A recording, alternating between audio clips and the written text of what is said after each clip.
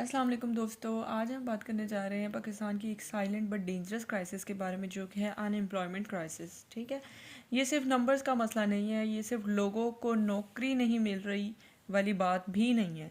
ये क्राइसिस अब पाकिस्तान की ग्रोथ को डायरेक्टली नुकसान पहुंचा रहा है। ठीक है, वर्ल्ड बैंक के प्रेसिडेंट अजय बंगा ने रिसेंटली एक बहुत स्ट्रॉन्ग स्टेटमेंट दी है। उन्होंने कहा है employment creation will remain a binding constraints on Pakistan's growth। यानी कि पाकिस्तान के ग्रोथ के लिए अगर एम्प्लॉयमेंट नहीं होगी तो रुकावट बन सकती है। ठीक है, सिंपल वर्ड्स में मतलब जब तक जॉब्स क्रिएट नहीं होती पाकिस्तान की इकोनॉमी फास्ट ग्रो ही नहीं कर सकती। दोस्तों, अजय बंगा ने वार्निंग दी है कि पाकिस्तान को नेक्स्ट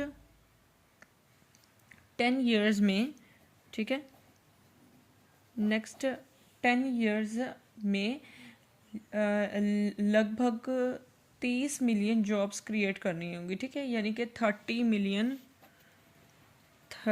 मिलियन जॉब्स के करीब जो है क्रिएट करनी होगी ताकि इनका जो गैप है वो फुलफ़िल हो सके।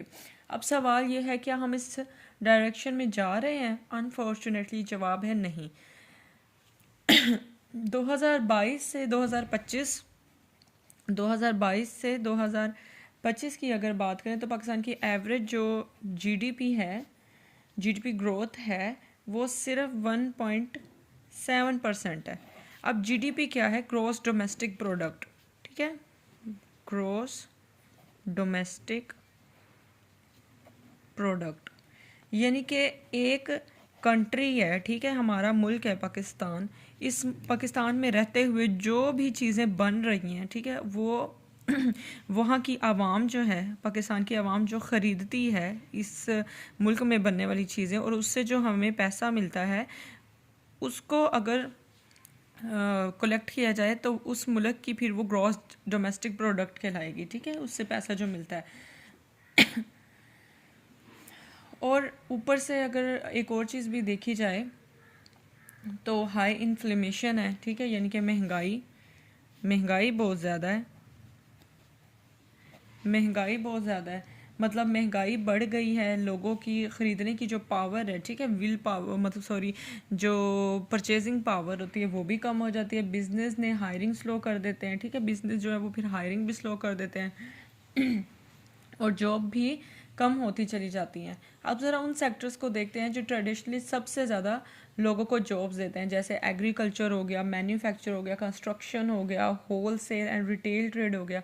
ये क्लियर सेक्टर्स पाकिस्तान का सिर्फ 75 से ज़्यादा वर्कर्स को एम्प्लॉय करते हैं। ठीक है, पाकिस्तान में 75% जो जिनके एम्प्लॉय हैं वो इन्हीं एग्रीकल्चर, मैन्युफैक्चरर और कंस्ट्रक्शन और होल सेल रिटेल ट्रेड से आते हैं। और प्रॉब्लम ये है कि मैन्युफैक्चर कॉन्ट्रैक्ट जब होते हैं, कंस्ट्रक्शन जो होती है स्लो हो चुकी होती है। ठीक है, ट्रेड भी श्रिंक कर जाती है जब महंगाई या ये सब कुछ होता है। मतलब इकॉनमी का वो इंजन ही स्लो हो जाता है, जिससे कह सकते हैं कि जॉब्स प्रोड्यूस होती हैं।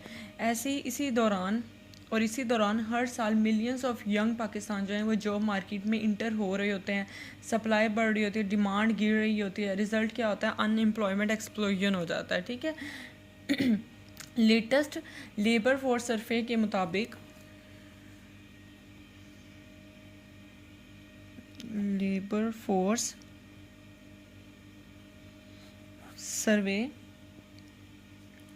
2025 के मुताबिक फिस्कल ईयर 2025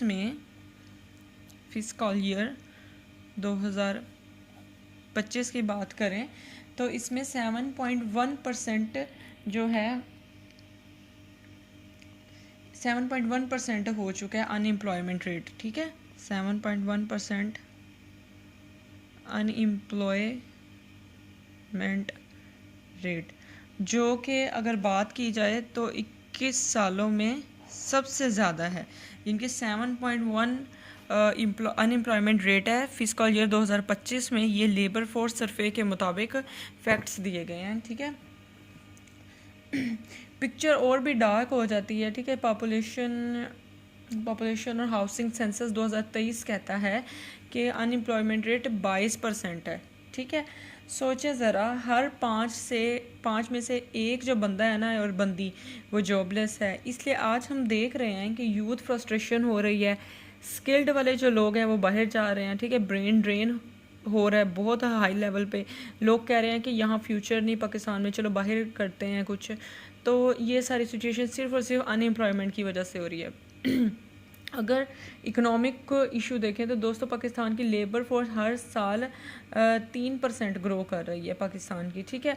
इसका मतलब है कि अगर हमें सिचुएशन स्टेबल रखनी है तो इकॉनमी को कम अज़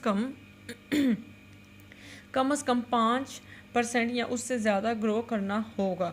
लेकिन जॉब ग्रोथ सिर्फ 1.5 से 2% है, तो जॉब्स कहाँ से आएंगी?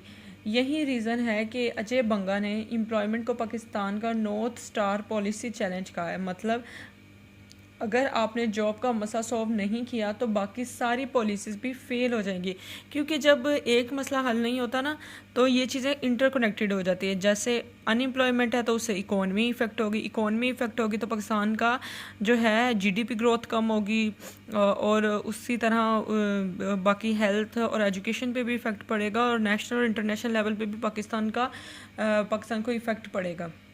नॉर्मली यंग पीपल को डेमोग्राफिक डिवाइडेंड माना जाता है, लेकिन सिर्फ तब जब उनके पास जॉब्स हों, स्किल्स हों, अपॉर्चुनिटीज़ हों, और अगर ये सब ना हो तो यही यूथ लियाबिलिटी बन जाती है, सोशल स्ट्रेस बन जाता है, माइग्रेशन बढ़ जाता है, ठीक है। क्राइम और इंस्टेबिलिटी के भी रिस्क बढ़ जाते हैं, और आज पाकिस्तान अनफॉर्चुनेटली इसी डायरेक्शन में जा रहा है, ठीक है।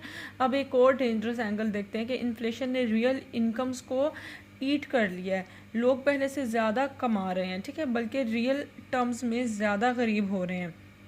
Per capita house hold income actually गिर चुकी है, पॉवर्टी का रिस्क बढ़ रहा है, और ऊपर से जो थोड़ी बहुत ग्रोथ होती है वो इवेंचुअली डिस्ट्रीब्यूट नहीं होती। मतलब रिच हो जाता है और पुअर और स्ट्रेस में चला जाता है।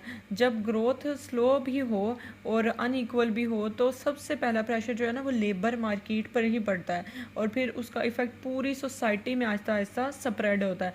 तो दोस्तों, बॉटम लाइन सिंपल है, ठीक है। पाकिस्तान का सबसे बड़ा मसला आज सिर्फ महंगाई नहीं है, सिर्फ पॉलिटिक्स नहीं है, सिर्फ आईएमएफ नहीं है, जॉब्स। यानी कि अगर हमने मैसिव स्केल पर एम्प्लॉयमेंट क्रिएट नहीं की तो ग्रोथ रुक जाएगी हमारे पाकिस्तान की, यूथ बाहर चली जाएगी, ठीक है, जो कि ब्रेन ड्रेन को लोग बहुत ज़्यादा तरजीह देते हैं, और इकोनॉमिक प्रेशर जो है और भी बढ़ता चला जाएगा। अब सवाल यह है कि क्या पाकिस्तान जॉब क्रिएशन को अपना नंबर 1 प्रायोरिटी बनाएगा, या फिर हम इसी क्राइसिस को नॉर्मल समझकर आगे बढ़ते चलेंगे। आपका क्या ख्याल है? क्या पाकिस्तान का सबसे बड़ा क्राइसिस अनएम्प्लॉयमेंट है? तो अपनी इस राय का इजहार कमेंट्स बॉक्स में लाजमी दीजिएगा, ठीक है। अपनी ओपिनियन लाजमी शेयर किया करें ताकि अवेयरनेस लोगों तक और फैले। वीडियो पसंद आई है तो इसको लाइक भी कर दें, शेयर भी कर दें, और मेरे चैनल को सब्सक्राइब भी कर दें। मिलते हैं नेक्स्ट वीडियो तक, तब तक के लिए अल्लाह हाफिज़।